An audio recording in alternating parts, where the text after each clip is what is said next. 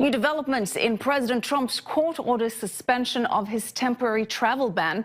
The U.S. government has filed an appeal to try and get a federal judge's ruling overturned. Now, joining us now to talk more about it is Elliot Felig, attorney with Elliot Felig and Associates. Elliot, great to have you with us again. Thank you.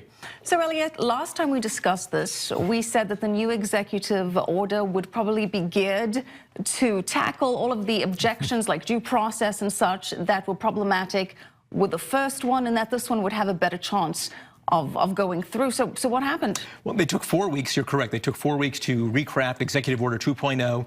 They made some very specific carve-outs that were intended to meet the objections that were expressed by the Ninth Circuit when they refused to lift the temporary restraining order.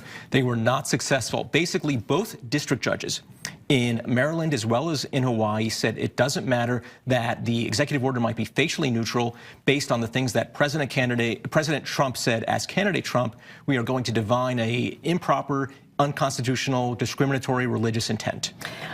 But so you're saying that both of the decisions were based not on the words of the order, but on each court claiming that the president had a different intent during the campaign. Right. I mean, but can you do that? Do you not have to look at the actual words within the order rather than just assume that there was a nefarious intent based on background information? Well, this, of course, is the heart of the controversy. But look, there is some precedent for courts to look past the words of a particular statute or a particular order and say we're going to divine intent from the context or surrounding circumstances. If I can make an analogy that opponents of the order would make, let's say you have a city council that passes a statute banning all skull caps. It just says skull caps, but the only people who are impacted are Orthodox Jews, and that city council has a history of hostility towards Orthodox Jews. A court would almost surely set that aside as improper and unconstitutional religious discrimination, notwithstanding the fact that it's a facially neutral order or statute, and notwithstanding that there might be other Jewish people who aren't Orthodox and don't wear yarmulkes and aren't affected. But no skull caps doesn't go towards improving security or preventing terrorist actions. There would be like no real reason why you would have that ban on skull caps, for argument's sake. And also this ban or temporary suspension targets 6 Muslim countries. There are about 42 Muslim countries not on that.